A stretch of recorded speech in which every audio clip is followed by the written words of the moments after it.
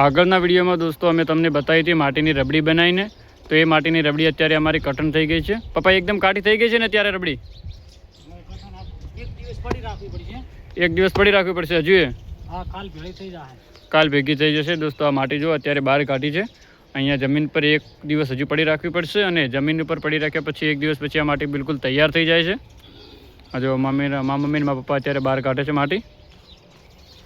અને હું તમને આખા જે ખાના પાડ્યા હતા એ પણ વિડીયો બતાવ્યો હતો કે ખાના કઈ રીતે પડે છે. અને ખાના પાડ્યા પછી થોડી માટી કાઠી થાય એટલે આ રીતના એને ચોરસ ખાના બિલકુલ પડી જાય છે, જે આસાનીથી લઈ શકાય. જો મારા પપ્પાએ કેવું તરત લઈ લીધું અત્યારે. અને પછી આ રીતે અહીંયા મૂકી દેવામાં આવે છે. આ નીચે જે તમે ભૂરા કલરનું જોઈ રહ્યા છે લાકડાનો વેર છે, જે સોલ આવે લાકડાનો, એ લાકડાનો સોલ છે. એ નીચે પાથરી જેથી અમારી માટી છે નીચે ચોંટે ને અને આસાનીથી બહાર કાઢી શકાય.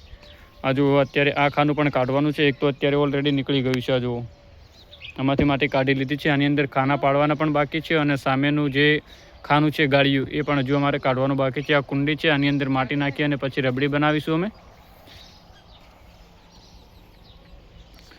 તો પપ્પા આના માટલા બનાવવા હોય તો હવે કેટલા ટાઈમ સુધી આ માટીના માટલા બની જાય? કે એક દિવસ, 2 દિવસ કે 3 દિવસમાં? 3 દિવસમાં બની જાય. 3 દિવસમાં માટી કમ્પ્લીટ મુલાયમ થઈ જશે? હા, 3 દિવસમાં કમ્પ્લીટ. અને પછી મશીનમાં કાઢવી પડશે ને પાછી? હા, મશીનમાં નાખવી પડે 2 વાર. 2 વાર દોસ્તો આ માટી મશીનમાં નાખી અને પછી મુલાયમ આપણે જે પિંડો કહીએ છીએ, જેને અમે ટેરી કહીએ છીએ, ટેરી બહાર નીકળે એના પછી ચાકડા પર માટીના વાસણો બનાવવામાં આવે છે. તો આ વિડીયો દોસ્તો તમને કેવો લાગ્યો અમને કોમેન્ટ કરીને જરૂરથી જણાવજો. અને માટીકલાને સપોર્ટ પણ કરજો અને ક્યાંથી અમારો વિડીયો જોઈ રહ્યા છો અમને કોમેન્ટ પણ કરજો. આ બધી અમારી જોડે અત્યારે છે ચીકણી માટી છે અને ચીકણી માટીમાંથી અમે વાસણો બનાવીએ છીએ દોસ્તો. એ જ માટીના અમે આવા અલગ અલગ પ્રકારના વાસણો બનાવીએ છીએ.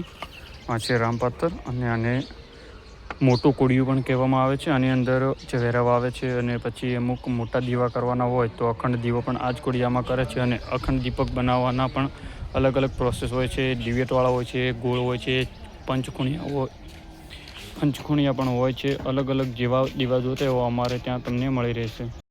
જેમ કે દોસ્તો અહીંયા તમે જોઈ શકો છો, મેં અલગ અલગ પ્રકારના દીવા, રામપાતર, અખંડ દીવા, કોડિયા વગેરે આઈટમ બનાવીએ છીએ. અત્યારે અમારે કુલડીનું કામ ચાલુ છે. તો આ જો અત્યારે અમે કુલડી બનાવી રહ્યા છીએ. અને આ અમે ગલ્લો અને ચોરસ લોટો, તપેલી પણ બનાવી દીધી છે. અને અહીંયા અમારા 2 ચાકડા એક મોટર પર ફરે છે અને અહીંયા અમારે 2 જણા કામ કરે છે. આ જો અહીંયા કુલડી બનાવેલી છે અને હું તમને મશીન પણ બતાવી દઉં. તો આ જે મશીન છે, આ જે માટી મેં તમને બહાર બતાવી એ આ મશીનમાં નાખવામાં આવે છે. અને આ મશીનની અંદર નાખ્યા પછી અમારી માટી બિલકુલ રેડી થઈને બહાર આવી જાય છે. પછી એને અમે ચાકડા પર અલગ અલગ પ્રકારના વાસણો બનાવીએ છીએ. તો આ વિડીયો દોસ્તો તમને કેવો લાગ્યો કોમેન્ટ કરીને જરૂર જણાવજો. ચલો મળીએ નવા વિડીયોમાં નવા અંદાજ સાથે.